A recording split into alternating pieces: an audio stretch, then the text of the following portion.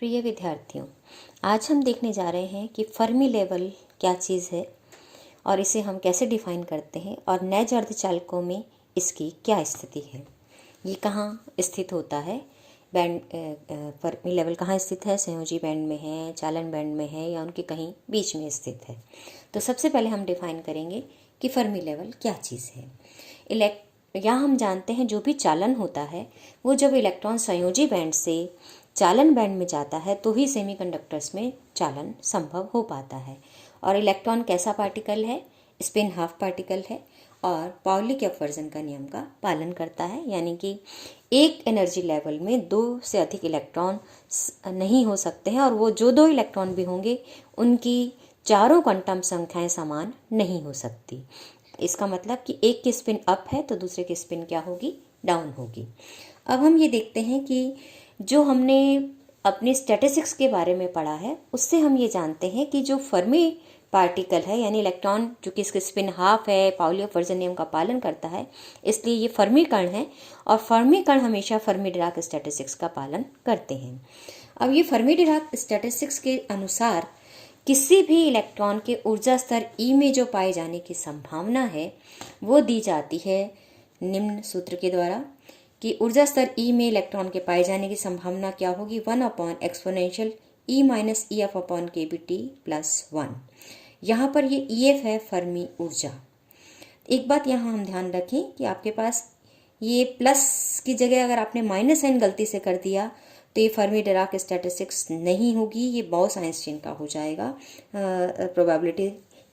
पाए जाने की किसी ऊर्जा स्तर में। तो थोड़ा सा ध्यान रखें कि अगर ये प्लस है तो ये फर्मी डिराक स्टैटिस्टिक्स का है और अगर ये माइनस हो जाता है तो ये बोस आइंस्टीन का होता है। तो ऐसा नहीं है कि हमें प्लस माइनस से कोई फ़र्क नहीं पड़ेगा, यहाँ बहुत अधिक फर्क पड़ता है, इसलिए थोड़ा सा ध्यान रखें, इसको याद रखें कि फर्मी डिराक स्टैटिस्टिक्स का पालन इलेक्ट्रॉन करता है और उसके अनुसार किसी ऊर्जा स्तर ई में पाई जाने की संभावना 1 exponential E minus E F upon K B T plus 1 के द्वारा दी जाती है, जहाँ के बी क्या है, बोल्ट्जमान नियतांक है और जो ई एफ है वो क्या है, फर्मी ऊर्जा को व्यक्त कर रहा है। अब हम यहाँ टी क्या है, परमताप है और अगर परमताप शून्य मान लें हम तो परम शून्य तापों पर अगर हम बात करें यानी टी इज इक्वल टू 0 पर बात करें और ऊर्जा का मान क्या हो, ई का मान क्या हो, ई लेस देन ई एफ हो। जब ई लेस देन ई एफ होगा तो साफ दिख रहा है नीचे 0 है, ऊपर क्या होगा, माइनस की टर्म होगी, तो ये माइनस इन्फिनिटी, क्योंकि anything divided by 0 gives infinity, इसलिए ये मान हो जाएगा एक्सपोनेंशियल माइनस इन्फिनिटी। और एक्सपोनेंशियल माइनस इन्फिनिटी हम जानते हैं किसके बराबर होगा, शून्य के बराबर होगा। इसलिए आपके पास जो अगर ये एक्सपोनेंशियल इन माइनस इन्फिनिटी शून्य के बराबर हो जाएगा तो ये बचेगा 1/1 यानी एफ इज इक्वल टू 1, यानी कि परम शून्य ताप पर अगर किसी भी इलेक्ट्रॉन की ऊर्जा फर्मी ऊर्जा से कम है तो उसके उस ऊर्जा स्तर में पाए जाने की संभावना अधिकतम है यानी 1 है। और अगर मान लें हम कि E is greater than E F है तो स्वाभाविक है ये टर्म पॉजिटिव होगी और नीचे 0 है तो ये प्लस इन्फिनिटी आएगा और ई की एक्सपोनेंशियल प्लस इन्फिनिटी का मान इन्फिनिटी के बराबर होगा, इसलिए ये बन जाएगा 1/इन्फिनिटी प्लस 1 यानी 1/इन्फिनिटी और 1/इन्फिनिटी का मान क्या है, 0 है। इसका मतलब हम ये कह सकते हैं कि परम शून्य ताप पर फर्मी ऊर्जा से जो अधिक ऊर्जा के लेवल हैं वो कैसे, उनके पाए जाने की संभावना क्या है, 0। तो यानी कि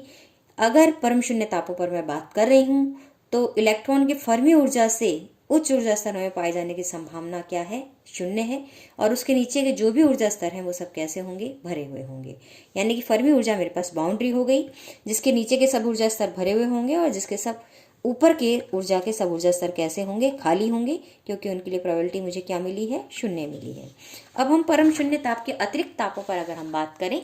तो परम शून्य के अतिरिक्त तापों पर यानी T is not equal to 0 पर बात करें और बात करें किस पर, जब E is equal to E F है यानी ऊर्जा किसके बराबर है, फर्मी ऊर्जा के बराबर है। तो उस स्थिति में अगर मैं देखूं तो नीचे टी 0 नहीं है इसलिए इनफाइनाइट नहीं आएगा और E is equal to E F है तो ऊपर 0 हो गया यानी एक्सपोनेंशियल 0। ई की पावर 0 इज क्या होगा आपके पास, 1 होगा और ई की पावर 0 1 होते ही नीचे 1+1 यानी 1/2। तो इसका मतलब परम शून्य के अतिरिक्त तापों पर फर्मी ऊर्जा वो ऊर्जा स्तर है जिस पर इलेक्ट्रॉनों के पाए जाने की संभावना क्या हो जाती है, प्रोबेबिलिटी, ऑक्यूपेशन प्रोबेबिलिटी कितनी हो जाती है, आधी हो जाती है। तो ओवरऑल हम इन दोनों से देखते हैं कि परम शून्य ताप हमने लिया या परम शून्य ताप हमने नहीं लिया, उन दोनों ही स्थितियों में जो मैक्सिमम ऑक्यूपाइड लेवल है वो है फर्मी ऊर्जा लेवल। तो यहाँ एक वक्र हमने दिखाया है, ऊर्जा के साथ ऑक्यूपेशन की जो संभावना है पार्टिकल की, उसके साथ हमने ऊर्जा का कर्व दिखाया है T=0 पर, क्योंकि आपके पास T=0 पर फर्मी ऊर्जा से ऊपर के ऊर्जा स्तर सारे खाली हैं और नीचे के सारे भरे हुए हैं, इसलिए ये एक लाइन के द्वारा हमने दिखाया है। और ये मान है आपका यहाँ पे 1। अब जब T=0 नहीं है तो फर्मी ऊर्जा पर ऑक्यूपेशन प्रोबेबिलिटी कितनी हो जाती है, आधी हो जाती है। तो यहाँ पर फर्मी ऊर्जा पर इसकी ऑक्यूपेशन प्रोबेबिलिटी कितनी हम दिखा रहे हैं, आधी दिखा रहे हैं। और उसके बाद ये तेजी से फर्मी ऊर्जा से अधिक ऊर्जाओं पर ये तेजी से कम हो जाती है ऑक्यूपेशन प्रोबेबिलिटी। तो इसका हम ये कह सकते हैं कि जो मैक्सिमम ऑक्यूपाइड लेवल है वो कौन सा लेवल होता है, फर्मी लेवल होता है। तो ये था हम फर्मी लेवल को किस तरह से परिभाषित करते हैं। अब हम आगे देखते हैं कि आपके पास नैज अर्धचालकों में फर्मी ऊर्जा की स्थिति क्या है। अब नैज अर्धचालकों में जब हम बात करते हैं तो हमने ये देखा था कि आपके पास इलेक्ट्रॉन होल पेयर जनरेट होते हैं। तो हम ये कह सकते हैं कि जो इलेक्ट्रॉन संयोजी बैंड से, ये हमने मान लिया संयोजी बैंड है, ये मेरे पास है आपके पास चालन बैंड।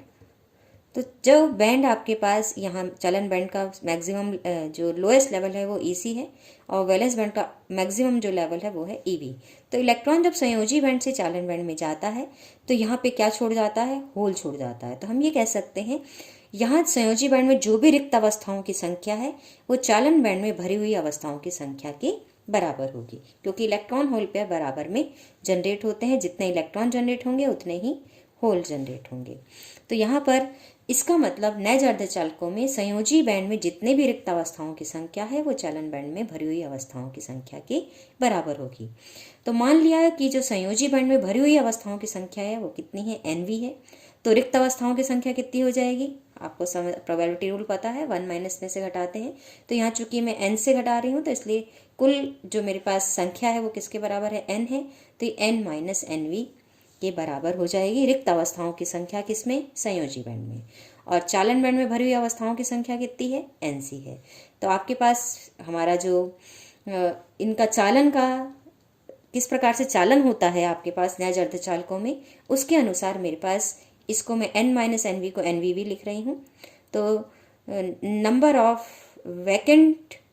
आपके पास states in valence band, NVV का मतलब क्या है, number of vacant states in valence band, और NC क्या है, occupied levels in conduction band. तो यहाँ पर ये दोनों क्या होंगे, हमारे पास बराबर होंगे। अब हम इनको ज्ञात करते हैं कि हम इनको कैसे निकालें और फर्मी ऊर्जा की स्थिति हम नैज अर्धचालकों में कैसे निकालेंगे। तो आपके पास अभी अभी हमने देखा है कि आपके पास N हमने मान रखा है, यहाँ पे number of electrons per unit volume है। तो जो रिक्त अवस्थाओं की संख्या होगी वैलेंस बैंड में वो N माइनस NV किसके बराबर, जहाँ NV क्या है, ऑक्यूपाइड लेवल्स की संख्या है संयोजी बैंड में। तो ऑक्यूपाइड लेवल्स की संख्या, क्योंकि आपके पास हम जानते हैं, अभी अभी हमने देखा है कि आपके पास जो भी इलेक्ट्रॉन के किसी ऊर्जा स्तर में पाए जाने की संभावना किसके द्वारा दी जाती है, 1 exponential E minus EV upon KBT plus 1 की तरह। तो E की बजाय चूंकि हम वैलेंस बैंड की बात कर रहे हैं इसलिए E को किससे रिप्लेस कर दिया गया है, EV से। और संख्या निकालना चाहते हैं, वो तो सिर्फ प्रोबेबिलिटी थी, इसलिए संख्या निकालना चाहते हैं इसलिए N से हमने गुणा कर दिया है। तो संयोजी बैंड में ऑक्यूपाइड लेवल्स की संख्या कितनी हो जाएगी, N upon exponential EV minus EF upon KBT plus 1। और हमें चाहिए अनऑक्यूपाइड लेवल्स की संख्या, इसलिए इसको हमने N में से घटा दिया है। अब दोनों में से N कॉमन आ गया है मेरे पास, एलसीएम लिया मैंने और एलसीएम लिया तो ये 1 यहाँ से चला जाएगा, तो ये बन जाता है मेरे पास NVV का मान N exponential EV minus EF upon KBT divided by exponential EV minus EF upon KBT plus 1 के बराबर, जहाँ EV क्या है, highest occupied valence energy level है। और आपके पास अगर मान लिया हमारे पास lowest occupied conduction energy level कौन सा है, EC है, तब कंडक्शन बैंड में आपके पास जो इलेक्ट्रॉनों की संख्या है वो हो जाएगी N upon exponential EC minus EF upon KBT plus 1 के बराबर। और चूंकि NVV का मान NC के बराबर है इसलिए हमने इन दोनों को बराबर किया। और जब हम इन दोनों को बराबर करते हैं तो N से N चला जाता है और अब हम क्रॉस मल्टीप्लिकेशन करते हैं तो ये दोनों जब गुणा होंगे तो मुझे मिल जाएगा exponential EV plus EC minus 2F, एक EF यहाँ से और एक EF यहाँ से अपॉन KBT। दूसरी टर्म इधर गुणा होगी इससे तो ये मिल जाएगा मुझे exponential EV minus upon KBT। इधर क्रॉस मल्टीप्लाई किया तो ये बन गया exponential EV minus AF upon KBT plus 1। अब हम क्या करते हैं, इन तीनों को हम ये 1 यहीं रह गया, एक्सपोनेंशियल वाली बेस टर्म है, तो ये अगर ये दोनों टर्म समान है इसलिए कट जाएंगी, तो टर्म सिर्फ क्या बची, ये वाली। तो मेरे पास क्या मिल गया, exponential EV plus EC upon minus 2EF upon KBT is equal to 1। अब चूंकि अब इसका हम रिवर्स फंक्शन लेंगे दोनों तरफ, तो ln लेंगे, तो ln लेते ही ln का मतलब होता है आपके पास log to the base e। तो अब यहाँ पे हम इसका इन्वर्स फंक्शन ले रहे हैं, तो हमें क्या मिल जाएगा, एक्सपोनेंशियल हट जाएगा, तो ये बच जाएगा EV plus EC minus 2EF upon KBT is equal to ln1, और ln1 का मान होता है 0, इसलिए यहाँ से ये KBT इधर ले जाए तो ये 0 हो जाएगा। तो आपके पास हो जाएगा कि आपके क्या रिजल्ट आएगा कि EV plus EC minus 2EF is equal to 0, और अगर ये 0 है तो मैं 2EF को इधर ले गई और 2 से डिवाइड कर दिया, तो फर्मी लेवल की स्थिति मुझे पता लग गई कि EF is equal to EV plus EC upon 2, यानी कि जो फर्मी लेवल है वो इन दोनों ऊर्जा स्तरों जो ऊर्जा है उनका क्या है, माध्य है। माध्य का कब लेते हैं हम, जब वो मध्य में स्थित हो। इसका मतलब जो फर्मी लेवल है वो कंडक्शन बैंड के लोएस्ट एनर्जी लेवल और वैलेंस बैंड के हाईएस्ट एनर्जी लेवल दोनों के मध्य स्थित है। तो ये है फर्मी लेवल की स्थिति किसमें, नैज अर्धचालकों में। ये हमने निकाल ली कि हाईएस्ट ऑक्यूपाइड लेवल कहाँ है, फर्मी लेवल और कंडक्शन बैंड के बीच है। अब हम देखते हैं कि नैज अर्धचालकों में इलेक्ट्रॉन और होल संख्या घनत्व कितना होता है। तो इसको निकालने के लिए सबसे पहले हम क्या निकाल रहे हैं, इलेक्ट्रॉन का संख्या घनत्व निकाल रहे हैं, और इसके लिए हम स्टैटिस्टिक्स के कुछ हमारे कॉन्सेप्ट्स को काम में लेते हैं कि फर्मी डिराक ऊर्जा वितरण और मुक्त इलेक्ट्रॉन जो अप्रॉक्सीमेशन है, फ्री इलेक्ट्रॉन अप्रॉक्सीमेशन है, उसको अगर हम मान के चलते हैं तो फेज स्पेस में, कला निर्देशाक्ष में, फेज सेल्स में, कला सेलों में इलेक्ट्रॉन की उपस्थिति अगर हम माने, यानी इलेक्ट्रॉन को हम कहाँ स्थित मान रहे हैं, फेज स्पेस में उपस्थित मान रहे हैं, तो उस फेज स्पेस में कला सेलों में इलेक्ट्रॉन उपस्थित होंगे। और उन फेज स्पेस की अगर हम बात करें तो E से E प्लस डी ऊर्जा परास में प्रति एकांक आयतन में जो इलेक्ट्रॉनों की संख्या है, यानी नंबर डेंसिटी की मैं बात कर रही हूँ इलेक्ट्रॉन के, वो NeDe का मान हो जाएगा 2 into 2 pi upon h cube 2 me की पावर 3/2 e की पावर हाफ FeDe, जहाँ पे me क्या है, इलेक्ट्रॉन का मास है, Fe ऊर्जा स्तर में इलेक्ट्रॉन के पाए जाने की संभावना है, और 2 से गुणा हमने इसलिए किया क्योंकि मैक्सिमम एक सेल में कितने इलेक्ट्रॉन रह सकते हैं, पाउली एक्सक्लूजन प्रिंसिपल के अनुसार का पालन करते हुए के अनुसार उसके कितने इलेक्ट्रॉन रह सकते हैं, 2 इलेक्ट्रॉन। और t ग्रेटर देन 0 पर हम जानते हैं कि अर्धचालक में चालन बैंड में उपस्थित तापीय इलेक्ट्रॉनों की संख्या संयोजी बैंड में उपस्थित होलों की संख्या के बराबर होती है। इसलिए हम क्या करते हैं कि जो e की पावर हाफ है, इसमें यहाँ e को किससे रिप्लेस कर देते हैं, e माइनस EC। क्यों, क्योंकि ऊर्जा अगर इलेक्ट्रॉन की कंडक्शन बैंड से ज़्यादा होगी तो ही वो कंडक्शन बैंड में पाया जाएगा। ये EC बैंड है और EV यहाँ पे है वैलेंस बैंड, ये चालन बैंड। तो ऊर्जा किसी इलेक्ट्रॉन की अगर EC से ज़्यादा होगी तो ही वो चालन बैंड में होगा, इसलिए हमने E को किससे रिप्लेस किया है, E माइनस EC की पावर हाफ से रिप्लेस किया है, जैसा कि शोकले ने बताया था। अब प्रति एकांक आयतन में चालन बैंड में जो चालन इलेक्ट्रॉनों की संख्या या इलेक्ट्रॉन का तापीय संख्या घनत्व है वो क्या दिया जाएगा, Ne इज इक्वल टू, इसके लिए हम क्या करेंगे, इसको इंटीग्रेट करेंगे, Fe का मान रख देंगे, तो ये मान हो जाएगा। और ये कहाँ से कहाँ पाए जाते हैं इलेक्ट्रॉन, EC से लेकर आपके पास हम जाएंगे इनफाइनाइट तक। तो EC से इनफाइनाइट क्यों हम पुट कर रहे हैं, क्योंकि यहाँ से ये लोएस्ट जो लेवल है ऑक्यूपाइड लेवल वो EC होगा, और इसमें हम ऊपर तक जाएंगे, चालन बैंड में कहीं तक भी हम जा सकते हैं इलेक्ट्रॉन को लेके, डिपेंड करता है उसकी ऊर्जा कितनी है। तो EC से लेकर हमने इनफाइनाइट तक के लिए इंटीग्रेट कर रहे हैं। तो अब ये मान हमारे पास क्या हो जाएगा, ये हो जाएगा 4 pi upon h cube 2 me की पावर 3/2, E की जगह रिप्लेस कर दिया E माइनस EC की पावर हाफ से, और Fe का मान है 1 upon exponential E minus F upon KBT plus 1 और DE की जगह DE। तो टोटल यानी इसको हम इंटीग्रेट कर रहे हैं अपनी दी गई लिमिट्स में, तो हमें प्रति एकांक आयतन में कुल कितना चालन इलेक्ट्रॉन संख्या घनत्व होगा तापीय रूप से वो हमें मिल जाएगा, Ni का मान मिल जाएगा। तो कॉन्स्टेंट्स को हमने अलग कर लिया है, तो यहाँ बचा E माइनस EC की power half DE exponential E minus F upon KBT plus 1। यहाँ ये बची हुई टर्म्स क्या हैं, आपके पास एक नियतांक है, इसलिए हमने सबको अलग कर दिया और इंटीग्रेशन से बाहर ले लिया है। अब चूंकि जो भी इलेक्ट्रॉन चालन बैंड में होंगे उन सबकी ऊर्जा EC से ज़्यादा होगी, इसलिए exponential E minus F upon KBT greater than 1 होगा। और ये ग्रेटर देन 1 होने से अब हमने क्या किया है, इस 1 को नेगलेक्ट कर दिया और इसको हम ऊपर ले गए एक्सपोनेंशियल टर्म को, तो ये माइनस की होके जाएगी। तो मेरे पास फॉर्मूले में क्या आ जाएगा, e माइनस ए सी की power half exponential minus E minus F upon K B T D E. अब यहाँ पर हमने क्या किया है, एक ट्रिक की है कि हमने EC को इसमें जोड़ भी दिया है और EC को हमने इसमें से घटा भी दिया है। तो फर्मी लेवल और EC वाली जो टर्म है वो हमने क्या कर ली है, अलग अलग कर ली है। तो यहाँ से मेरे पास आ गया C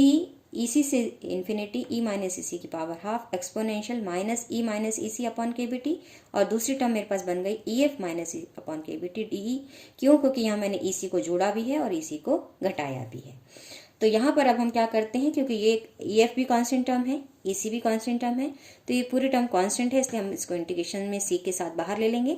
और अब इस इंटीग्रल को सॉल्व करने के लिए हम क्या मान लेते हैं, इंटीग्रेशन बाय सब्स्टिट्यूशन करते हैं और मान लेते हैं कि y का मान e minus EC upon K B T है। तो dy का मान हो जाएगा DE upon K B T. अब यहाँ पर इंटीग्रेशन लिमिट में लगती हूँ EC, तो ये बन जाएगा 0 और इनफाइनाइट की लिमिट इनफाइनाइट रहेगी, तो इंटीग्रेशन लिमिट हो जाती है 0 से इनफाइनाइट। तो इंटीग्रेशन मेरे पास अब क्या बन गया, C exponential minus EC minus F upon K B T 0 से इनफाइनाइट y की पावर हाफ इसकी जगह,